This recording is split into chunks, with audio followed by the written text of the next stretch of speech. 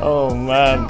Hey everyone, my name is Miska and welcome to Valorant. Over the course of the last weekend, I played 37 hours of this amazing game, almost 10 of which was dedicated to playing this character, Phoenix. I tried quite a few of different characters, but I kept coming back to this one over and over due to the just amazing cohesive kit. It works very well for my playstyle that I've used in other shooters such as Counter-Strike, Rainbow Six Siege, and many more. And if you think you might be of the same sort of mindset, then this video is for you, as I'll be going through how Phoenix plays, where on the map he tends to dominate, and give you proper gameplay examples of all the abilities being used in a good context, so it's not just us using them in a practice range or someone explaining how the ability works. You'll see it in action several times. I've got several aces in this video, along with a bunch of other small clips here and there. So I hope you just enjoyed the gameplay in the background, because I tried my best this weekend to get some good clips. Alright, that's all for the intro, let's go.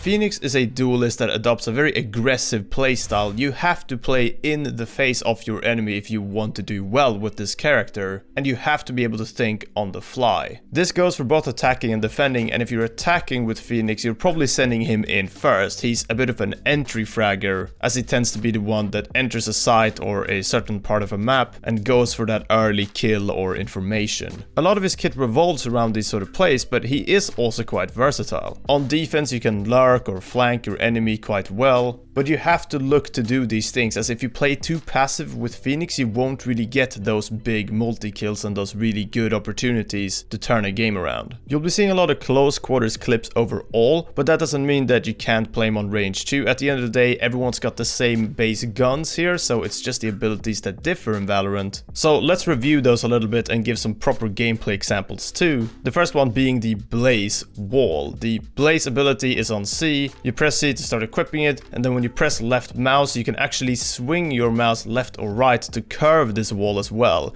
You can go through it, you won't take any damage, and if you're close enough, it also heals you a little bit. It works as a visual blocker, so you can block off entrances as you push through a map or a particular section. As you can see in this clip here, most if not all agents have some sort of smoke or visual blocker to be able to push like this. You can use it as a visual blocker more passively as well. If you're stuck in a corner and you need to get away from a sniper angle, it's a pretty good way to just create a block, kind of like a smoke in Counter-Strike for example, to get out of a tricky situation. When you do that as well, if you're clever, you can actually create these small simple angles that are quite narrow around the wall, and the enemies might not expect this either. So you have to be ready when you're crossing yourself, so you're not accidentally left a gap if you're not intended to, but this can work in your advantage if you just play it right. This is not just a visual blocker from the enemy's POV as well, but it also blocks any LOS ability. So if someone's trying to do some sort of flash on you on the other side of the wall, that will not affect you at all. And as seen in this clip, the Sova recon bot needs line of sight to see you, and the first tick catches me here and reveals me through the wall to the enemy team. But the second pulsing wave here doesn't actually hit me because I'm on the other side of my wall. So the Sova loses track of me, and one of his allies walks in thinking I'm further back on the site, which gives me this first free kill here, and I do end up going down to the Sova, but regardless, it's another very cool use for any visual blocker in this game,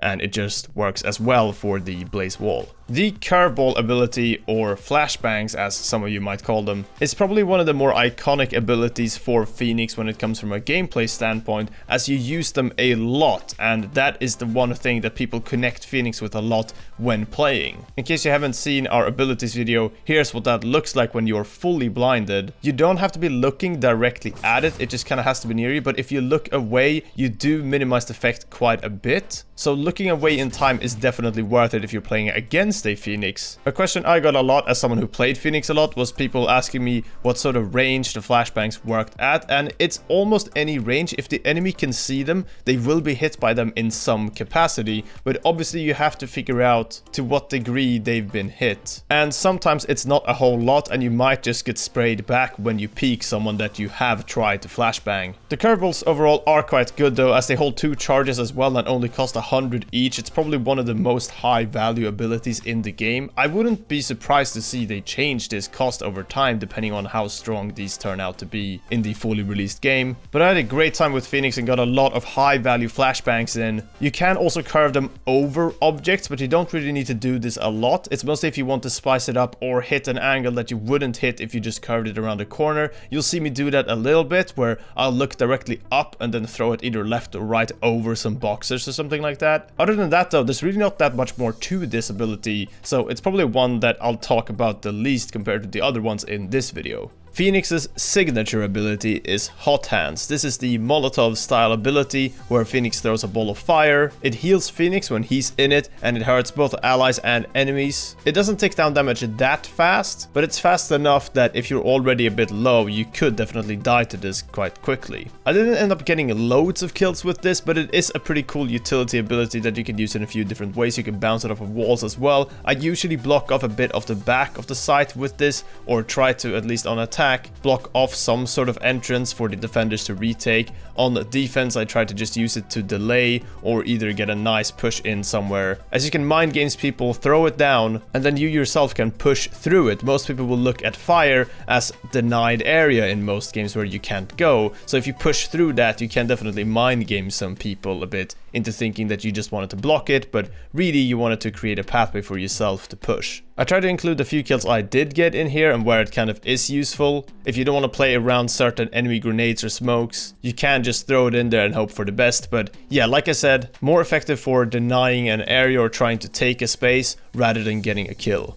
And of course, Run It Back is that ultimate where Phoenix respawns and rises from the ashes once again. You sort of get a second try. You activate it on the spot, and then for a few seconds you can run around, and if you die, you just respawn back at that spot you activated it in. There's a marker showing where you activated it though, so people can camp that spot and kill you as you come back and resurrect there. That didn't really happen to me loads, but a few times for sure. And you have to be careful just where you activate it, because there is an animation both activating it and when you're respawning afterwards too. You don't immediately just have your gun out. I like this the most when I'm down a person and I need to either get some information or make sure that I try to get a kill. It gives me a second chance there, so if I'm in a 2v3 situation, I do tend to use this as it gives you information. Maybe several people will shoot at you too, and you will know where they are. There's so many ways to kind of use it and force the enemy team to deal with you in some capacity. When you activate it as well, you shout across the entire map. Everyone will hear Phoenix coming here, so they will kind of expect a rush a lot of the time. I found myself just activating the ultimate quite liberally. I didn't really try to save it for a particular thing. I think that's for sure the way to go. A really cool detail is that you get to keep the spike, the Valorant bomb, if you pick it up before your ultimate ends, and then afterwards when you're brought back to your activation point of Run It Back, you will still have the spike, as you can see here. Huge place and potential for this, definitely. So keep an eye out for that when you're playing.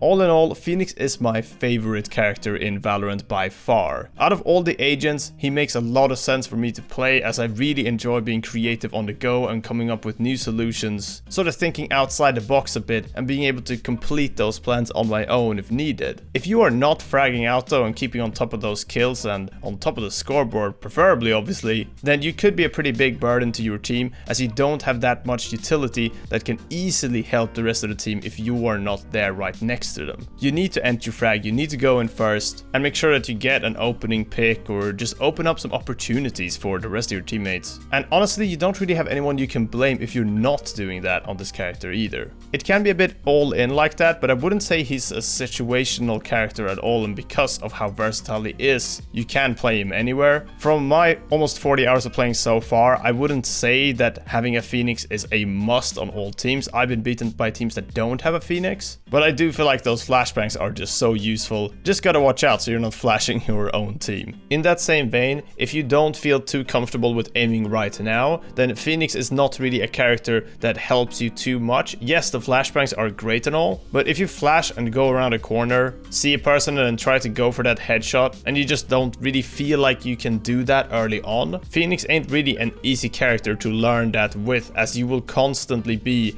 in the middle of the fight. There will be just no breaks and and no moment to really pause and take a more accurate shot. You have to just go on instinct. We'll be putting out more gameplay and videos in the coming next few days. Thanks to Riot that have provided us with so much footage, content access, and just any info that we really needed to complete these. If you got any questions, put them in the comments below, and if you made it this far into the video, then let me know your top 3 characters you're hyped for as well, and I'll try and reply to those of you that made it all the way through. I'm loving this game so far, and I think you guys will as well. Keep an eye out on gameplay on here, like I said, but you can also check out Ryan and me on Twitch. We both have Valorant closed beta drops on our channel, so you can just chill in there and hopefully get access. We might even be live right now discussing Valorant and showing off some games in full, some exclusive gameplay on there. I think my highest frags here was like 37 in one game. I had a couple 35 and 32 as well. But yeah, I'm having a great time, and I hope you will be too in not too long. Thank you again for watching, and we'll see you guys next time. Bye bye.